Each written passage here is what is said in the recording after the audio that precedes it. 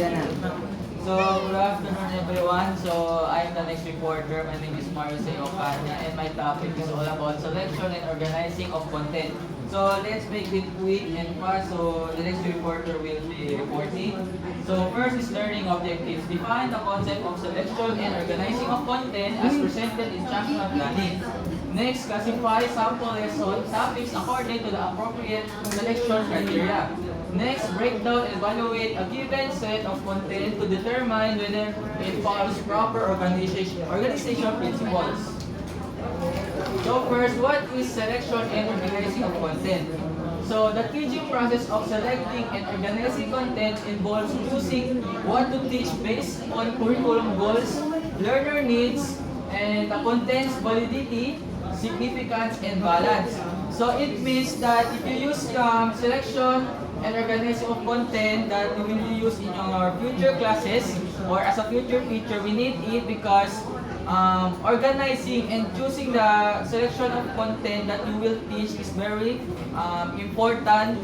So the students of ours will not confuse or they will not trouble learning or listening to us or understanding to us. Gets? Yes. Understanding. So first is selection of content.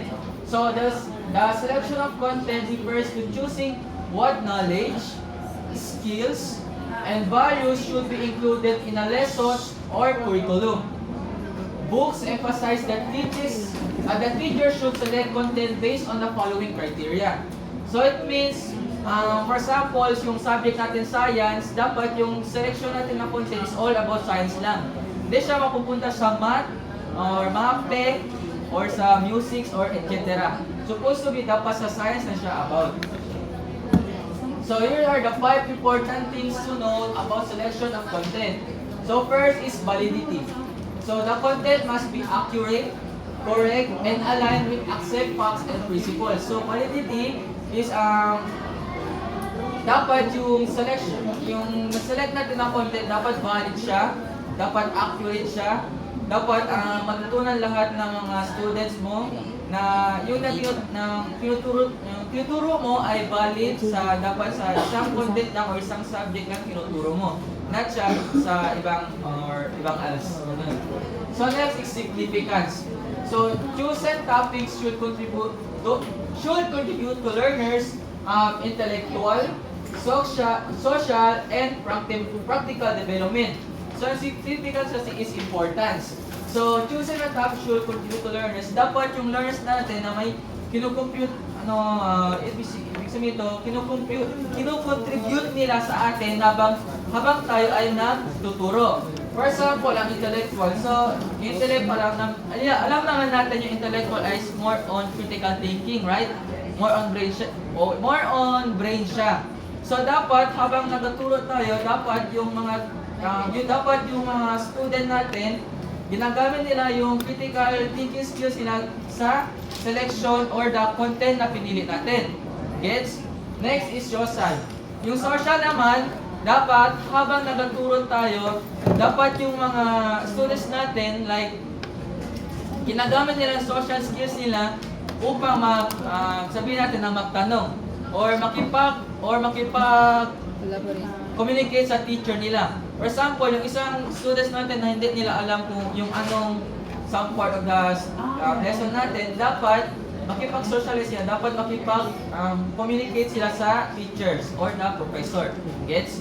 So, ang next naman ang practical development. Ang practical development ay yung mga skills natin ay ginagamit natin like physical.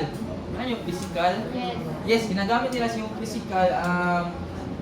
Yung mga skills nila dapat or anong iniisip nila or ang thinking nila dapat ginagamit nila through physical na or physical development na siya. Yes? Practical way. Yes. So next is interest. Content should be engaging and relatable to students so they remain motivated. Yun na nga yung sinabi ko, dapat yung content natin dapat relatable sa tinuturo natin sa students natin or relatable sa mga subject. For example, subject natin ngayon is PED 7. Dapat yung PED 7 natin, yung tinuturuan dapat mostly tinuturuan natin sila more about on professional education. Uy, Maya. dapat yung tinuturuan natin more about on professional education lamang. Wala nang iba. Pwede naman natin i-add yung mga konti lang talaga mga knowledge sa ibang subject. Like, gamitin lang natin for example. So, may interest yung iba. For example, yung isang students natin, medyo wala siyang interest sa professional education na to, yung subject na to. So, pwede natin gamitin like konting idea lang na galing sa ibang subject. Tapos, gamitin natin yung idea na yun para yung students na may alam dun, may interest siya at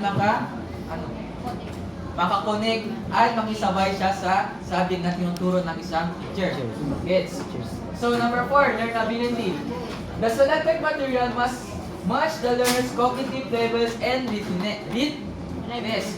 Dito naman, dapat yung tinuturo natin ay learnability. Dapat yung mga students natin ay nakikisabay at natutunan nila kung ano yung tinuturo mo. Gets nyo? So, yun ba na like, eto, example, nagabasa ako. Well, nagabasa ako, yung mga students naman natin, like, binabasa rin nila o sinusubukan nilang i-understand. So, doon banda, na-adapt na nila yung learnability doon. Like, may na-learn na sila something na habang nagabasa sila. Yes.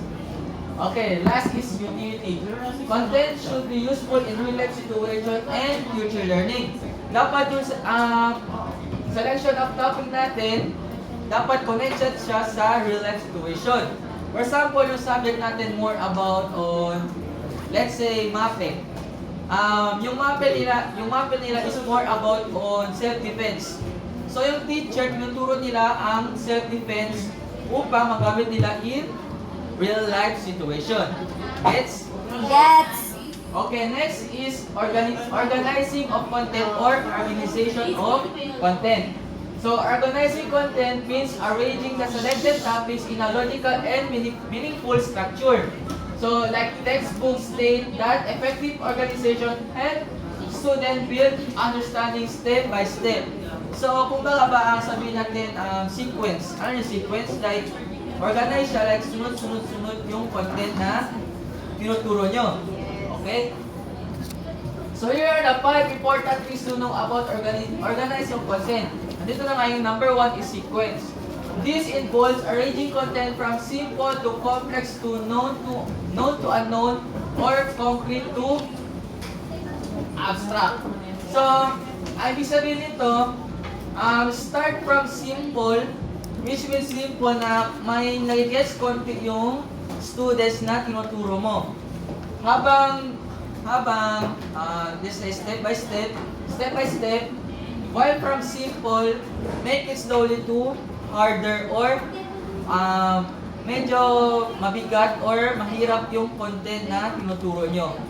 But let's make it simple for them to learn. So next is continuity. Important ideas refer across it means refer across lesson to strengthen understanding. So dito ba na dapat yung content na yung organizing ng content na ginawa nyo, dapat continue lang siya. Na siya pwede mag-stop, na siya pwede mag-skip. Like yung turo ng self-defense. Tapos self-defense, sa mga self-defense. Tapos bigla kayo na jump. Nag-jump kayo sa paano mag-attack. Habang nandun pa kayo sa self-defense, tapos meron pa yung sa gitna, like yung importance ng self-defense. Dapat doon muna yung kasunod na content na gagamitin mo. Not siya mag-skip papuntang like attack. Dapat siya sunod-sunod or continuity. Yung nga continuity, dapat first self-defense, next importance of defense, then attack, then importance of attack. Not siya pwede pumunta agad sa attack, not knowing na meron pa importance of self-defense. Dapat doon muna tayo, not muna siya mag-jump. So, para hindi makagulo yung mga students na tinuturo mo. Gets? So, next is integration. Related topics are connected across subjects or within a single lesson for deeper learning. Dapat yung topic na organize mo, dapat connected siya across every subject, across sa isang subject na tinuturo mo. Dapat connected siya doon at wala na siyang ibang sikot-sikot or saan-saan pa. Next is, the last one is balance. The content should be not overloaded. It means na hindi siya pwede ma-overloaded sa topic. Kasi if ma-overloaded natin yung topic na organize natin, mahirapan yung isang teacher or it means mahirapan din yung mga students na mag-understand yung na-organize mong topic. Dapat sakto lang. 2 years na tigas na siya sa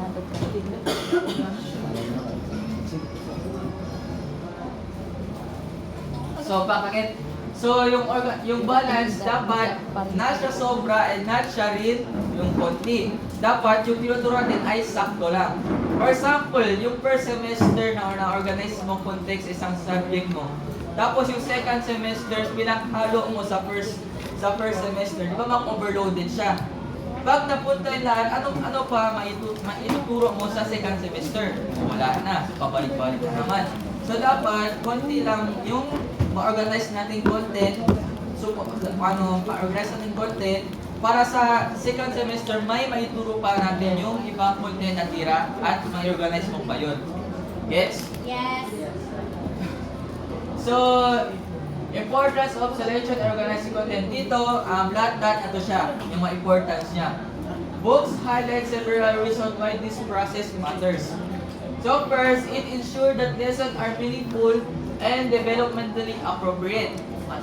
Dapat yung mga selection and organizing content, dapat sure siya na connected siya sa lesson na tinuturo mo or sa isang subject na tinuturo nyo.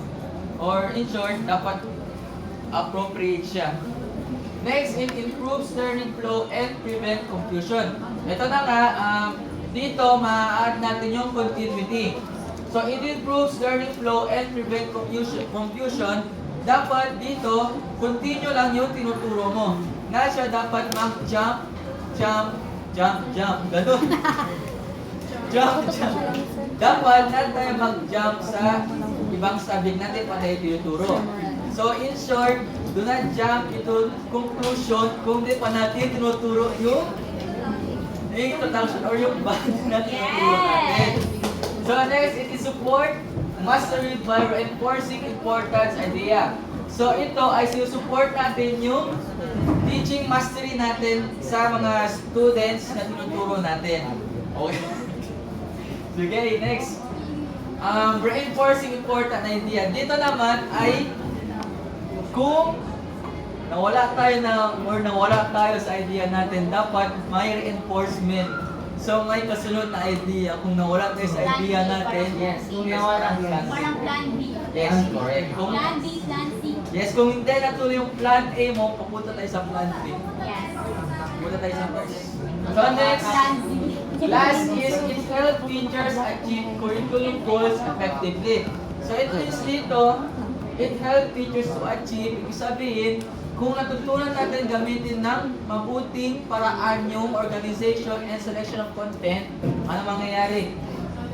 Yung flow ng teaching or teaching mo ay maging mabuti, not siya confusing, not siya maging trouble sa pagtuturo mo, at maayos yung